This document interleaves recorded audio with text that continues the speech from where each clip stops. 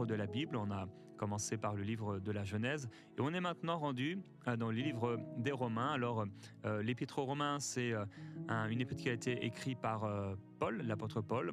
Il a dicté ça donc à Tertus comme secrétaire et scribe.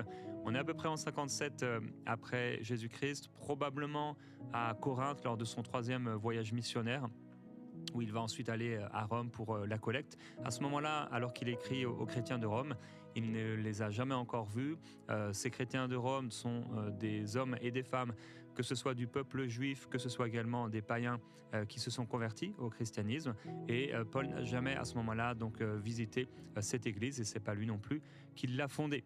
Son but dans cette épître donc, aux Romains, c'est de présenter l'évangile de manière concrète, complète, ordonnée, et montrer que le salut est par la foi en Jésus-Christ, seul, indépendamment des œuvres de la loi. Alors la structure de l'épître, on commence avec une introduction, puis l'apôtre Paul va parler de l'universalité du péché. Tous sans péché sont privés de la gloire de Dieu. La justification par la foi en Jésus-Christ, en parlant d'Abraham. Il va prendre l'exemple d'Abraham.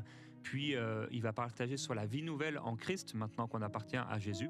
Il parlera aussi de la place d'Israël et il va donner pas mal de conseils sur la vie chrétienne pratique. Et finalement, il va conclure plusieurs versets clés pour cet épître, celui que j'ai cité. Tous sans péché sont privés de la gloire de Dieu, mais ils sont gratuitement justifiés par sa grâce, par le moyen de la rédemption qui est en Jésus-Christ. Romains chapitre 5, étant donc justifiés par la foi, est-ce que tu sais à la suite du passage? Oui, nous avons la paix avec Dieu.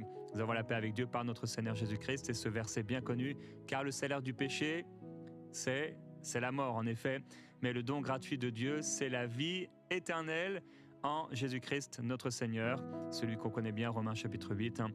Il n'y a donc maintenant aucune condamnation pour ceux qui sont en Jésus-Christ. Et le passage continue. Et je termine avec Romains chapitre 8, ce verset qu'on aime tant: rien ne pourra nous séparer de l'amour de Dieu manifesté en Jésus-Christ. Et partager avec toi donc quelques particularités de cet épître. Alors, il y en a beaucoup, mais c'est clairement l'épître la plus théologique et systématique de l'apôtre Paul.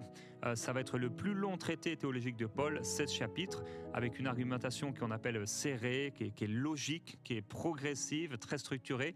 Et 58 questions vont être répondues en fait. C'est comme une forme de question-réponse, c'est un style d'écriture, 58 questions rhétoriques qui vont être répondues. Il y a peu de circonstances locales, donc peu d'événements comme on peut le trouver par exemple chez les Corinthiens, chez les Galates. On ne parle pas vraiment de ce qui se passe là en ce moment dans la ville, c'est vraiment plus théologique et avec une exposition universelle.